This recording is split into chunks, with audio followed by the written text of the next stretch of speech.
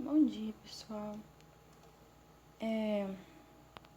Hoje a nossa aula vai ser um pouquinho sobre o Programa Nacional de Segurança do Paciente, tá?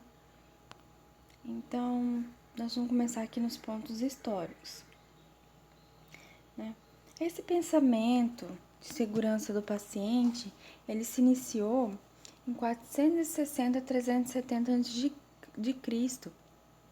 com Hipócrates, né? O pai, considerado o pai da medicina ali. E ele dizia, né, para os seus alunos essa seguinte frase: primum non nocere, ou seja, ela significa primeiro não cause dano. Então ele já se pensava ali que uma assistência errada, né, já poderia causar um dano no paciente, né? Depois, como vocês já estudaram, veio Florence, né, que foi a precursora aí da enfermagem. Então, o que ela fazia ali para os pacientes melhorarem? Ela tinha a teoria, né, do ambiente, né? Deixava o ambiente organizado, limpo, e isso interferia na saúde do paciente, ou seja, eles melhoravam, né? Um ambiente sujo, todo contaminado, o paciente piorava e morria. Então, esses são os pontos históricos aí mais importantes sobre a segurança do paciente, né? Depois disso, um tempo atrás, houve uma pesquisa, né, feita pelo Instituto de Medicina. E o que eles fizeram? Eles pegaram, né, os eventos adversos que aconteciam com o paciente, ou seja, os eventos adversos são os eventos que acontecem depois do paciente passar, né, a ser cuidado. O que aconteceu depois que ele passou a ser cuidado ali, a ser tratado, né? E fizeram uma retrospectiva, né? Eles olharam nos prontuários dos pacientes e viram que muitos pacientes morriam após o cuidado, né? Então, se surgiu aí o conceito de evento adverso. Então, é o dano causado pelo cuidado à saúde e não pela doença, né? Que prolongou o tempo de permanência do paciente ou resultou em uma incapacidade presente no momento da alta. Então, inclusive no momento da alta, né? O paciente está bom, mas aconteceu alguma coisa com ele no momento do atendimento, né? Do cuidado, que levou ele a ficar com alguma sequela, alguma coisa. Então, eles fizeram um relatório e esse relatório apontou o seguinte: cerca de 100 mil pessoas morreram em hospitais a cada ano, vítima, né, desses eventos adversos. E a taxa de mortalidade é maior do que atribuídos aos pacientes com HIV positivo, câncer de mama ou atropelamento. Então, os pacientes morriam mais pelos eventos adversos do que por essas doenças, né? No Reino Unido, eles também fizeram essa pesquisa, né? E notou-se que os pacientes morriam, né? Também. E representava um prejuízo financeiro muito grande, porque o paciente estava sendo cuidado e ele tinha que ficar internado, e aí ele passava por esses eventos adversos, então ele tinha que ficar mais tempo hospitalizado, e isso gerava muito mais custo, né? E outros países também utilizaram esse método, né? Inclusive o Brasil. E foi confirmado também uma alta incidência aí, né? Por que isso, gente? Antigamente também, né? Não tinha pessoas específicas para o cuidado. Às vezes a pessoa aprendia a cuidar ali, não tinha um diploma, não tinha, né? Estudo, não passava por um curso para poder aprender. Então tudo isso gerava, né? Gerava essa calamidade que era a saúde antigamente. E aí tem mais uma parte aqui, ó. Em média, 10% dos pacientes internados sofrem algum tipo de evento adverso e destes, 50% são evitáveis. Então, até hoje, acontece esse tipo de coisa, né, da interferência no cuidado do paciente e que causa algum evento para ele, né? O cuidado da saúde antes era simples e menos efetivo, relativamente seguro. Passou a ser mais complexo, mais efetivo, porém potencialmente perigoso. Então, antigamente, né, o cuidado era mais simples. Hoje tem muita tecnologia, né? Paciente em UTI, paciente em respirador, paciente com dieta. Então, é uma coisa que o cuidado se tornou muito mais complexo, né? Com isso, surgiram os 7 pilares da qualidade. Então, esses 7 pilares da qualidade, ele surgiu através do médico libanês Álvares Donnabédia, e ele realizou um estudo, né, sobre como que era esse sistema de gestão nas áreas de medicina, né? Como que era feito ali aquela gestão, né? Como que funcionava. E os princípios dele ainda hoje são considerados atuais e de grande importância para a excelência hospitalar. Então ele criou ali pilares, né, para ser seguidos, para tentar evitar um pouco desses danos causados ao paciente, né? Nesses pilares são eficácia, efetividade, eficiência, otimização, aceitabilidade, legitimidade e equidade. Né? E eles ajudam a compreender melhor o conceito da qualidade em saúde. No início do século, o Instituto de Medicina, né, passou a incorporar a segurança do paciente como um dos 6 atributos da qualidade, com a efetividade, centralidade no paciente, oportunidade do cuidado, eficiência e equidade. Então, aqui estão os conceitos, né, em que o Instituto de Medicina passou a se basear aí para tentar evitar, né, um pouco desses danos ao paciente. Então, segurança, o que é? Evitar lesões e danos nos pacientes decorrentes do cuidado que tem como objetivo ajudá-los. Efetividade, cuidado baseado no conhecimento científico para todos que dele possam se beneficiar, evitando seu uso por aqueles que provavelmente não se beneficiarão. Evita subutilização e sobreutilização, respectivamente. Cuidado centrado no paciente. É um cuidado respeitoso e responsivo às preferências, necessidades e valores individuais dos pacientes, e que assegura que os valores do paciente orientam todas as decisões clínicas, respeita as necessidades de informação de cada paciente. Então, isso aqui é mais ou menos uma base do texto do artigo que eu mandei para vocês ontem, em relação a respeitar o paciente, né? E isso é uma questão ética de enfermagem. Oportunidade, a redução do tempo de espera e de atrasos potencialmente danosos, tanto para quem recebe como para quem presta o cuidado. Então, é uma oportunidade. A gente vê muito essa oportunidade na questão dos pacientes graves, né? Questão de paciente infartado. A gente tem aquela oportunidade de 10 minutos para conseguir que não há dano no paciente. Então, vamos prestar atendimento ali, naquele prazo. Então, é uma oportunidade, né? Eficiência, cuidado sem desperdício, incluindo aquele associado ao uso de equipamentos, suprimentos, ideias e energia. Equidade, qualidade do cuidado que não varia em decorrência de características pessoais, como gênero, etnia, localização geográfica e condição socioeconômica. Então, a equidade, tratar todos iguais conforme as suas diferenças.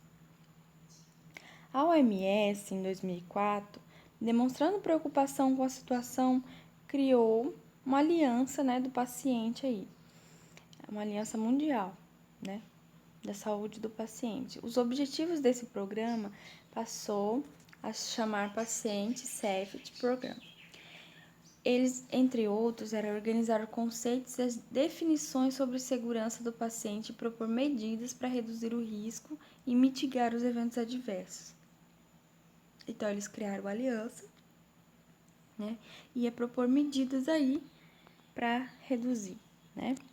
E aí fizeram diferentes pesquisas, né? Foi encontrado 17 a 24 diferentes definições de erro em saúde e 14 de evento adverso. Então, eles pesquisaram para montar um protocolo, né, de segurança do paciente. Porém, como tinha muitas definições sobre o que era a segurança do paciente, o que era evento adverso, né, a OMS desenvolveu uma classificação internacional sobre isso, né? E aí, o Centro Colaborador para a Qualidade do Cuidado traduziu os conceitos para a língua portuguesa. Então, aqui estão os conceitos-chave, né, da Classificação Internacional de Segurança do Paciente.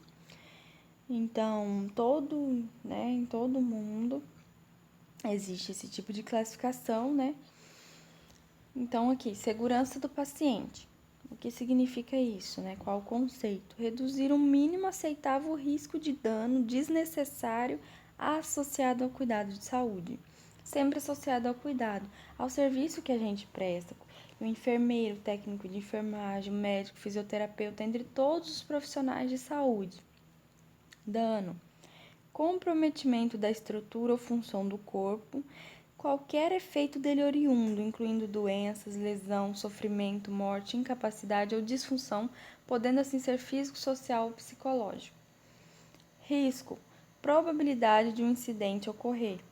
Incidente, evento ou circunstância que poderia ter resultado ou resultou em dano desnecessário ao paciente.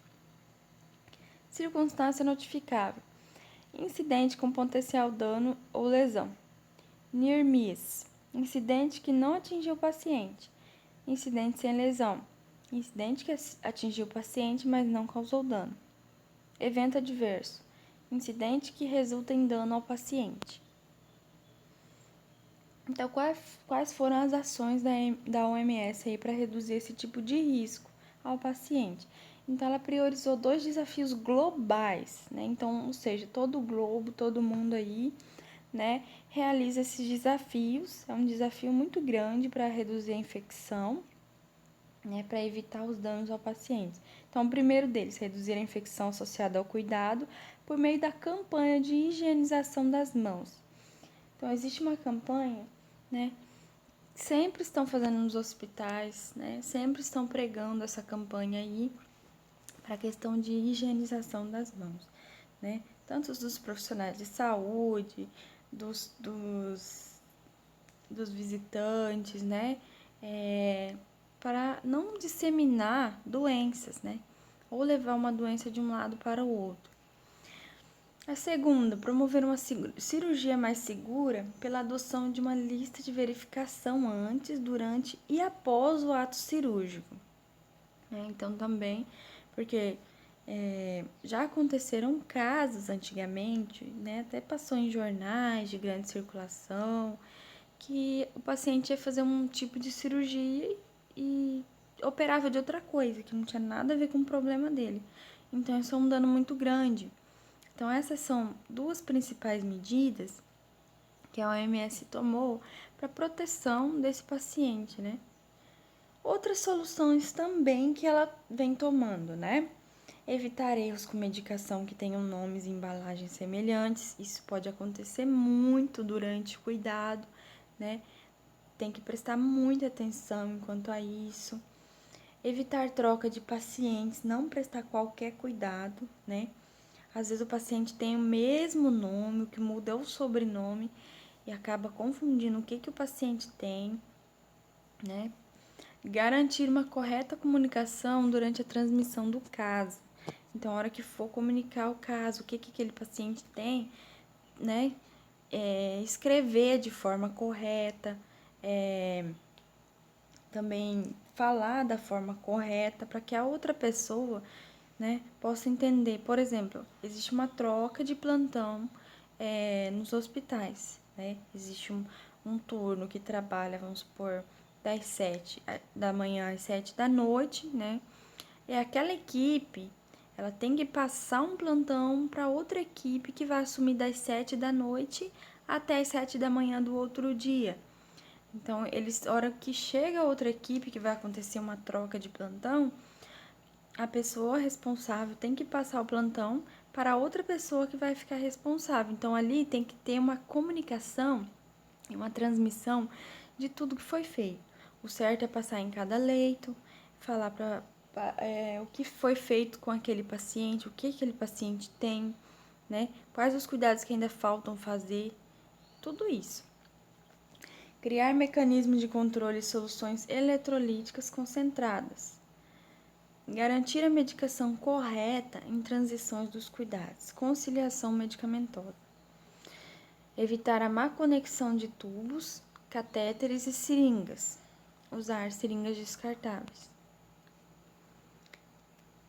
Para isso, existe uma portaria.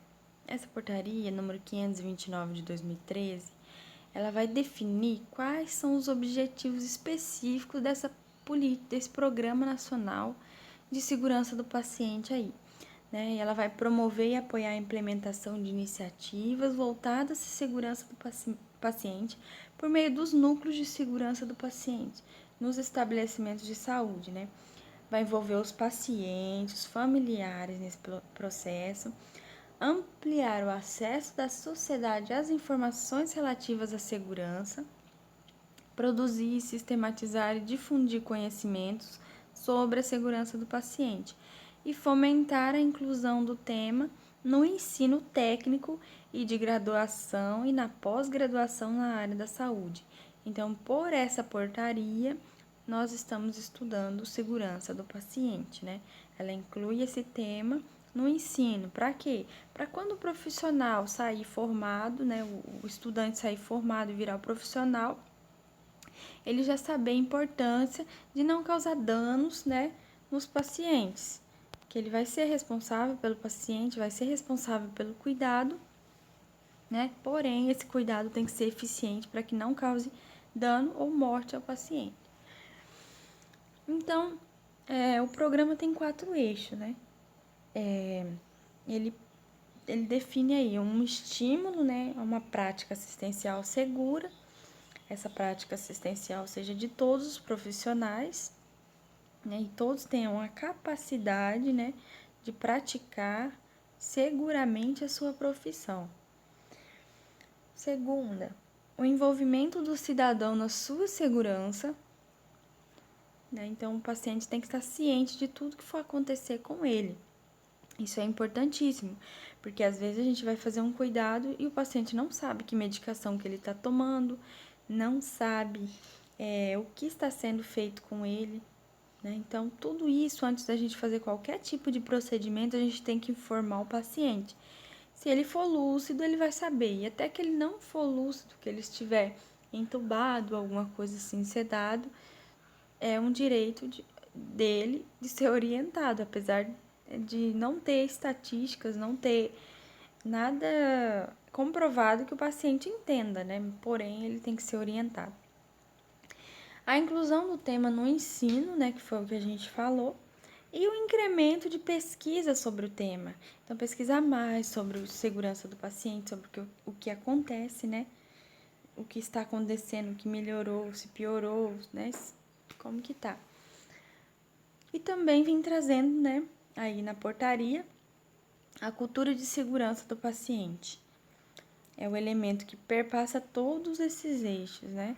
Não foi por acaso que a portaria dedicou um espaço para transcrever o conceito de cultura de segurança do paciente da OMS. Então, essa aqui é uma parte, né, da portaria que vem descrevendo o que é cultura de segurança. Então, a primeira parte aqui. Cultura na qual todos os trabalhadores, incluindo profissionais envolvidos no cuidado, assumem a responsabilidade pela sua própria segurança e pela segurança de seus colegas, pacientes e familiares. Então, isso tem que ser tomado como cultura. A gente sabe que cultura é uma coisa que acontece no dia a dia, normalmente, né? E isso aqui tem que acontecer no dia a dia, né? as pessoas assumirem as responsabilidades pela segurança de si e dos outros. Cultura que prioriza a segurança acima de metas financeiras e operacionais.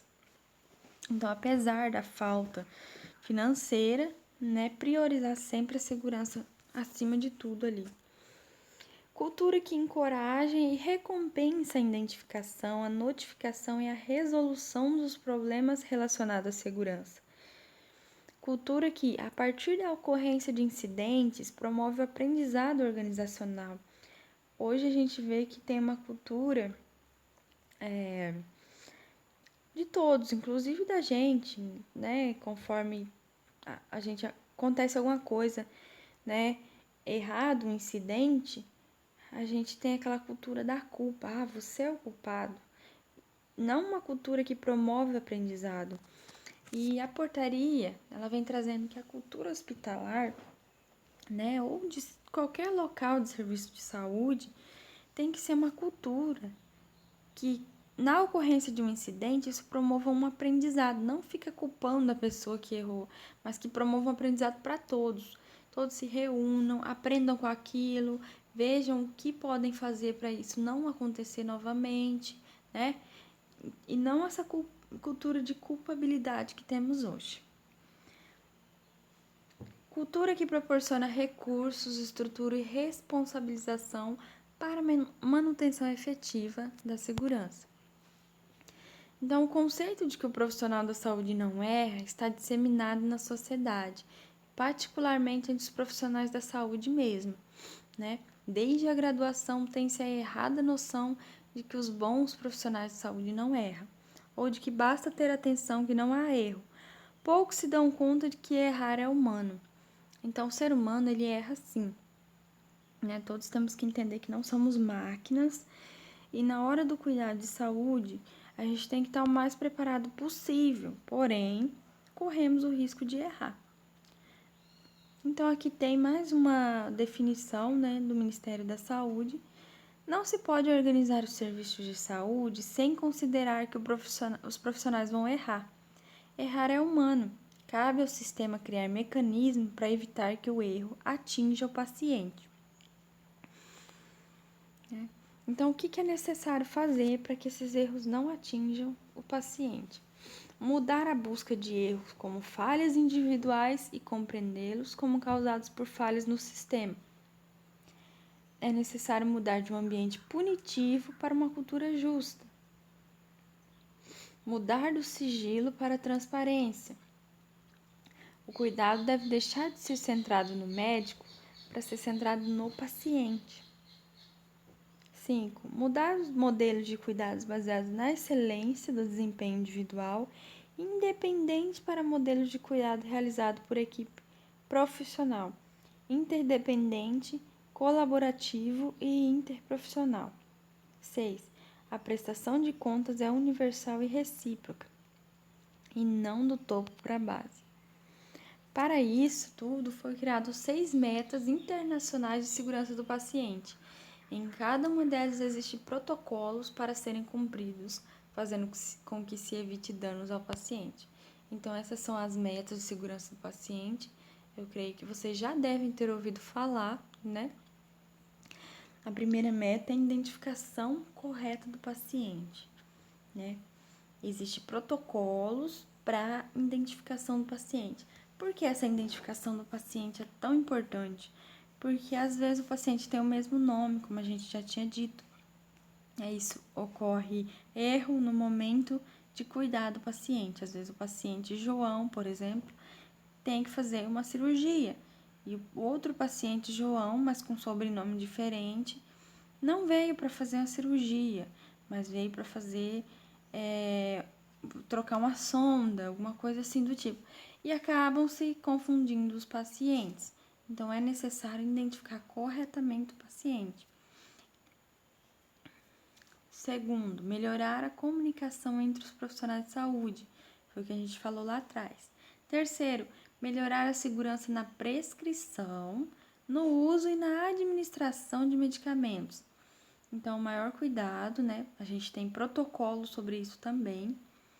Quarto, assegurar cirurgia em local de intervenção e procedimentos e pacientes corretos.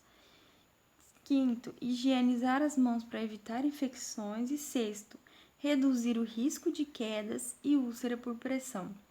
Isso também é muito importante. Para todos esses aqui, existe um protocolo específico, né? O reduzir o risco de quedas é importantíssimo, porque às vezes a pessoa está em cima da cama e cai, né? Isso causa mais dano para ela, né, do que quando ela estava antes ali hospitalizada.